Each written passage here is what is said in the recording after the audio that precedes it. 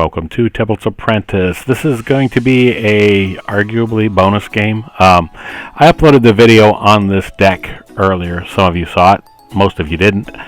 But this is a better example of what it can do. This is maybe a terrible start, but I do see 2 lands, and I do have escape shift. So I'm hoping that I will draw on curve. If not, this deck has lots of ability to draw. But it looks like I'm going to take damage right away. It seems like I faced one of these before where the person is just playing deserts or whatever and just pinging me, and they use escape shift. And I learned from that and thought I could use escape shift too. We seem to be drawn on curve, and just in case we weren't, we threw a land into the graveyard, which we're going to bounce back. I'm not sure if this deck would do better with a Crucible of Worlds. I don't think that it would. Escape shift lets me get what I need now that I'm doing that.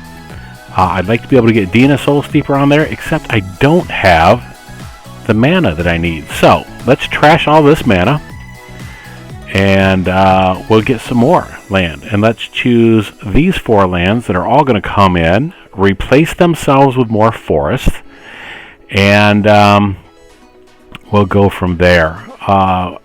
With my ability to fetch lands and get lands out of there, we can grab the 2 swamps that we have in this deck. The 2 swamps aren't for the Witchclaw Talisman, but are rather for the Torment of Hailfire, if we can get that. But there's another interesting 4-cost card. Lets me get a couple basic lands, but I think I like what I've got going on just a little bit better. Another variation of this deck could be one that played Urza or plays Nissa, but so far it's actually starting to come together. The ring is in there simply for card draw. We're not too worried about the life, because a lot of times these days people are willing or able to deal with the 1 ring, make you throw it away, put it back in your hand or what have you, put it somewhere else in the library. This one, cloning my stuff, that's a bit of a problem, and that's way earlier than I wanted to draw the Torment of Hailfire. But let's do this. We'll dump all the lands on the battlefield. That's one of the reasons why I chose the Broker's hideout, because I knew I'd get those back and let me pick through all of my land. I probably should have a solid count on the land. I think there's about 20 forests in there. I am not going to repost the list with this. You can check out the original video. I will link to it down below there. If anything, you should just poke around my channel and see what you find there, because there's lots of interesting things. Still working on the video. I don't like them cloning their tokens. They'll probably wind up with some kind of shenanigans like some giant planeswalkers, according to the creatures. But at this point, we're going to break away on mana, and we're going to uptick our mana just a little bit. I don't want the ring to hurt me too much, so I'll go ahead and swap it out. That buys me a little bit of time so that they can't attack me. I will take a little damage myself just to... Oh, Bill. Let's put down Bill first. And let's do this. Now this is going to stack... Actually, there isn't much. Oh, what the heck? I gave him his stuff back instead of my stuff. I guess I wasn't really paying attention. I must be thinking about the vacation that I'm on right now. So that's why I'm doing this ahead of time. Recording, filmed, recorded, etc. And I really wish that capture thing didn't keep going out. But, oh my. Oh my. Oh my. Well, that's an interesting series of choices made in cloning things. Did I say this was a bonus episode? It's an example of what to do. Maybe it's an example of what not to do. Alright, so we can activate this. We want to see all of our options before we make any choices. Let's put down a Scoot Swarm.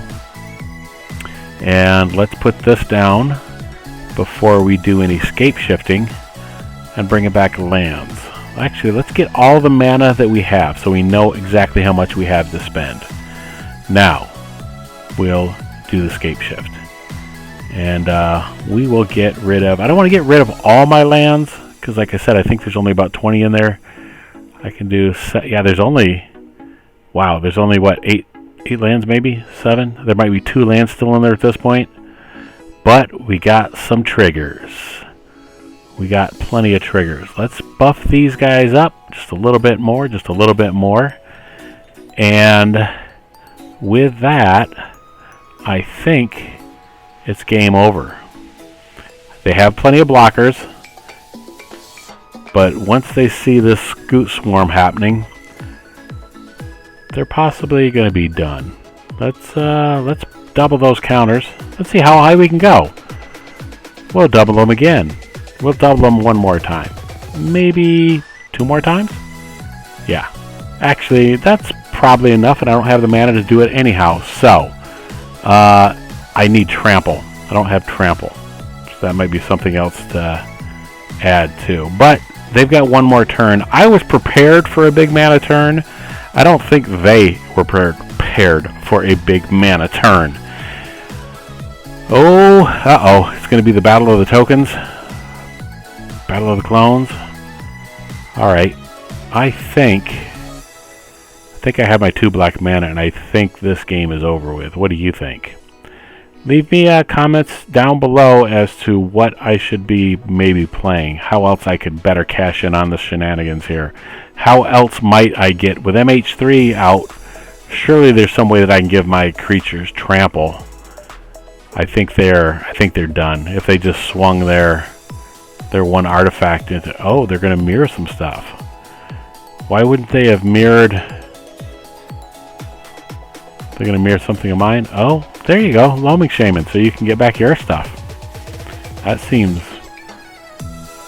unimpactful, actually. That's what that seems like. I think we're going to have a really big mana pool. Want to see my options? Well, everything that's there. Escape shifting a lot of land. So let's go ahead. See how much this mana stacks up.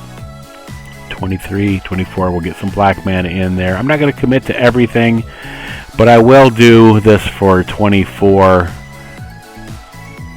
Well, 23. Oh, we're going to do that, and it's going to be done. Anyhow, thanks for watching. This is a abbreviated version of what this deck can do.